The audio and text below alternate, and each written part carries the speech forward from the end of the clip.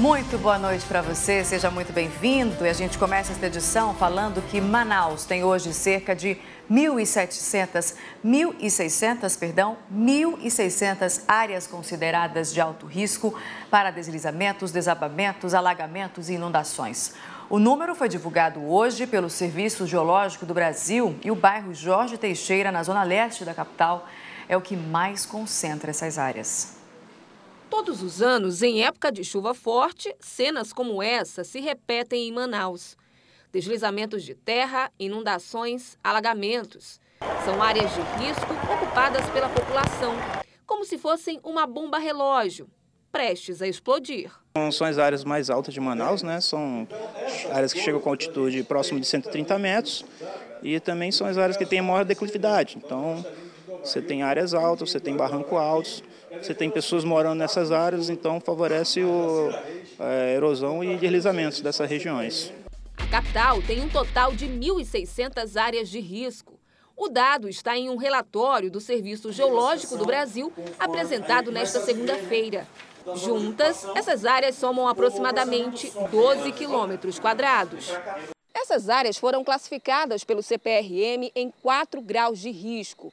Risco baixo, R1, médio, R2, alto, R3 e muito alto, R4. E é justamente aqui no bairro Jorge Teixeira que se concentra a maior quantidade de áreas R4. Ou seja, são 26 pontos com risco muito alto e iminente de acontecer um deslizamento, por exemplo. Perto dos igarapés, né, a gente sempre tem as planícies aluvionais, que elas devem ser evitadas de ocupação. As áreas íngremes, com solos granulares, também devem ser evitadas de ocupação. Elas ficam bastante na zona leste de Manaus, as áreas com mais declividades, tá? E essas áreas próximas do igarapé, que são as planícies aluvionais, não podem ser ocupadas. Quando essas áreas são ocupadas, né, essas áreas íngremes ou áreas planícies aluvionais são ocupadas, elas geram sempre área de risco e perigo à população. O grande problema dessas áreas de risco mapeadas pelo CPRM é que elas estão ocupadas. O estudo identificou 52.500 imóveis nessas regiões. Se forem consideradas, por exemplo, só as áreas de risco alto e muito alto, são cerca de 66 mil pessoas morando nesses locais. A Defesa Civil do município diz que acompanha essas áreas, mas não consegue impedir que elas continuem a ser ocupadas.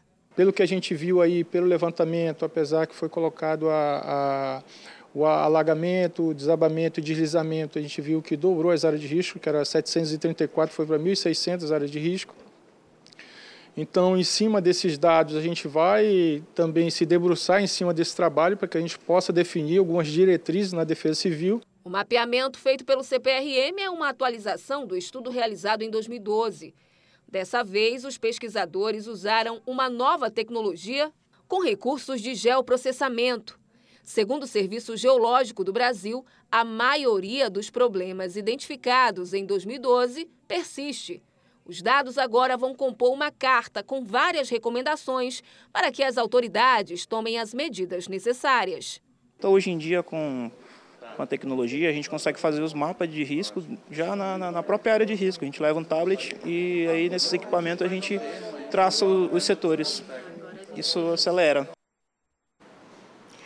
E até o início do mês de dezembro, a Defensoria Pública deve atender as famílias afetadas pelo incêndio no bairro Educandos, ocorrido há quase um ano. Os valores das indenizações que vão ser pagas pelo Estado variam de 6 a 35 mil reais. Ana perdeu parte da casa durante o incêndio no bairro Educandos em dezembro de 2018. Agora, ela vai tentar receber a indenização anunciada pelo governo do estado. Se a minha casa não sair, tem que ficar lá mesmo. Eu quero ser indenizada mesmo no pedaço que queimou. Porque eu derrubei uma laje, uma cozinha e um quarto e um banheiro. As famílias estão sendo atendidas pela Defensoria Pública, numa espécie de triagem. As pessoas que perderam as casas precisam comprovar que moravam na área atingida pelo incêndio. Questão de comprovante de residência, conta de telefone celular, que a gente pode pedir segunda via, conta de água, conta de energia também. Caso não possível, nós pedimos o BO de registro da época.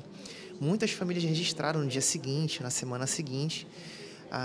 o sinistro e lá comprovar também o seu endereço nesse documento da Polícia Civil. 245 audiências de indenizações já foram marcadas e vão acontecer até o dia 5 de dezembro. A previsão é que o pagamento comece a ser feito na primeira quinzena do próximo mês. Os valores das indenizações variam de R$ 6 a R$ 35 mil. No dia, a pessoa era dona, estava morando e sofreu a perda, o cheque mora de R$ 35 mil. O segundo ponto é para a pessoa proprietária não moradora, ou seja, ela tinha a comprovação da residência lá, mas não morava lá. Ela recebe uma indenização também de 15 mil.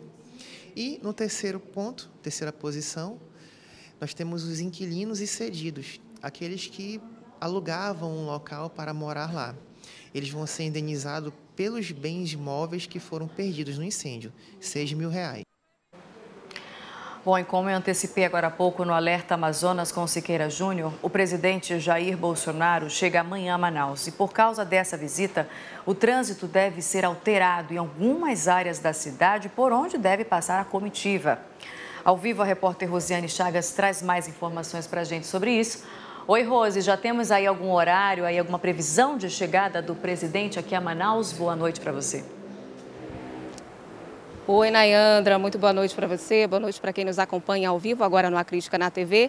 Temos sim, o presidente deve chegar a Manaus, então, a partir da tarde de amanhã, terça-feira. Na sexta-feira, a gente noticiou aqui que a primeira-dama, né, Michele Bolsonaro, ela viria nessa viagem, só que hoje a assessoria de comunicação da Presidência da República não confirmou a vinda da primeira-dama Michele Bolsonaro nessa viagem do presidente. A expectativa é que ela venha, assim, afinal de contas ele participa, né, de um culto evangélico amanhã, ela é evangélica, então toda essa expectativa para que ela venha amanhã também nessa viagem.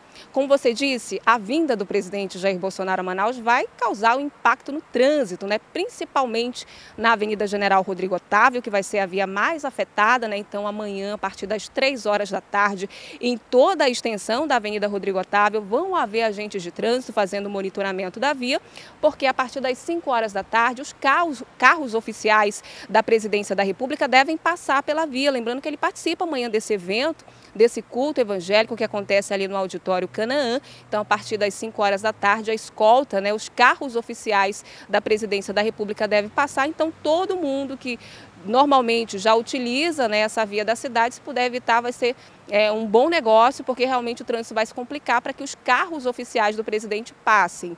Na quarta-feira, mesmo esquema, só que mais cedo. A partir das primeiras horas da manhã, os agentes de trânsito já vão estar na via fazendo esse monitoramento, né, orientando os motoristas, porque às 10 horas da manhã, o presidente ele participa da abertura da Feira de Sustentabilidade do Polo Industrial de Manaus. Ele faz a abertura dessa feira, que é bastante estratégica, né, para a Zona Franca de Manaus. Então, toda essa via, em toda a parte da manhã, vai estar complicado realmente o trânsito.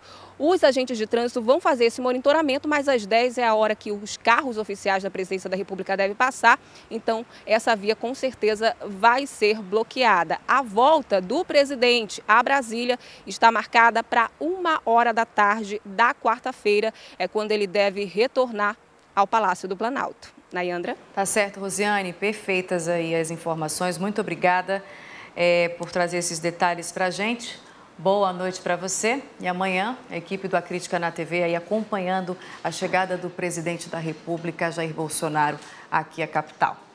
Tramita na Câmara Municipal de Manaus um projeto de emenda que pede o cadastramento de usuários de transporte por aplicativo.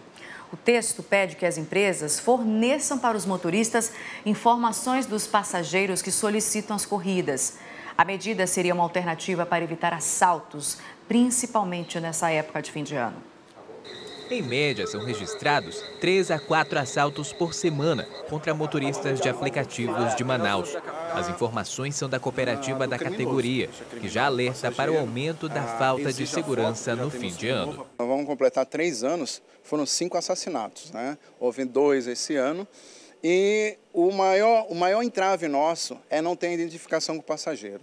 Nós estamos sendo assassinados, mortos e agredidos por pessoas que nós nem conhecemos, nem mesmo o aplicativo conhece. A regulamentação do transporte por aplicativos ocorreu em julho, na Câmara Municipal de Manaus, época em que também foi apresentado um projeto de emenda que exigia mais transparência nas informações de usuários da plataforma, mas foi rejeitado pelos parlamentares. Agora, um novo projeto exige, além de um cadastro mais completo, a exclusão de perfis falsos, usados em ações criminosas. Como não tem foto, o perfil é fake, o perfil é falso, esse motorista começa a entrar em risco se ele aceita a corrida, né? E às vezes você não tem nem a possibilidade de negar aquela corrida, porque se você nega 3, 4, 5 corridas, você corre o risco de ser eliminado da plataforma. Então, que a plataforma pudesse exatamente adquirir essa política de transparência para ambos os lados. O projeto foi apresentado no dia 4 de novembro e permanece em trâmite na Câmara. Apesar de ser considerado prioridade pela categoria, talvez a votação possa ficar para o próximo ano, visto que, nesse momento, a urgência é a aprovação da lei orçamentária anual. A política de privacidade pode ser um impasse com as empresas. O motivo seria a possibilidade de utilização inadequada das informações dos usuários por parte dos motoristas. É sabido que muitos passageiros pegam o perfil do motorista, lançam em redes sociais, dizendo que aconteceu isso, constrangimento, etc. e tal. Então, os aplicativos eles têm medo de ser processados judicialmente se algum motorista desavisado, antiprofissional, pegar o perfil de um passageiro de mensagem e colocar lá no Facebook, no Instagram, nessas redes sociais por aí. Então, seria um meio de eles se protegerem contra futuros processos de passageiros. Para ajudar a combater os assaltos, a união da categoria tem sido uma alternativa para evitar mais violência. Entre em grupos de WhatsApp, entre em grupos, porque medidas de segurança são dadas, tem treinamento todas as semanas nesses grupos de como você evitar pegar viagens em alguns lugares que são áreas vermelhas, entre aspas. Se proteja, porque agora é Natal. Nós sabemos que há liberações de criminosos para a rua, vai ter muita ocorrência e tomara que não seja com motoristas de aplicativos desavisados. Tomara que não seja com ninguém, né? Enfim, aposentados e pensionistas do Instituto Nacional do Seguro Social, INSS, começaram hoje a receber a segunda parcela do 13º. Os depósitos vão ser feitos até o próximo dia 6 de dezembro, seguindo o calendário de pagamentos da Previdência Social. A consulta pode ser feita no portal Meu INSS. O link é esse que aparece aí, ó, no seu vídeo. Vamos agora ao resumo de notícias.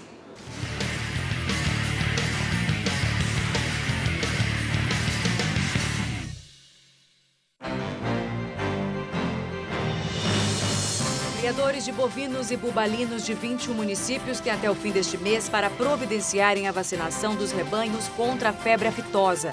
O Amazonas está há 15 anos sem registro da doença e, para esta etapa, a estimativa é imunizar quase 700 mil cabeças de gado.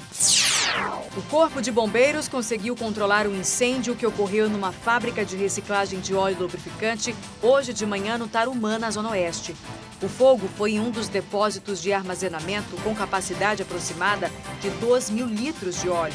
Pelo menos 500 litros de água e de espuma foram usados para controlar as chamas.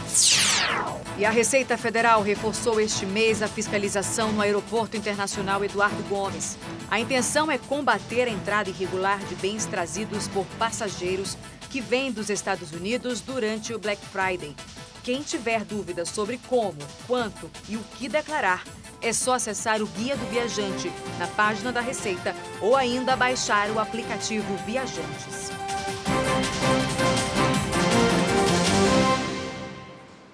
A seguir, o hospital universitário que deve funcionar na Santa Casa de Misericórdia vai ser inaugurado em 2022. Agora são 8h19, a Crítica na TV volta já.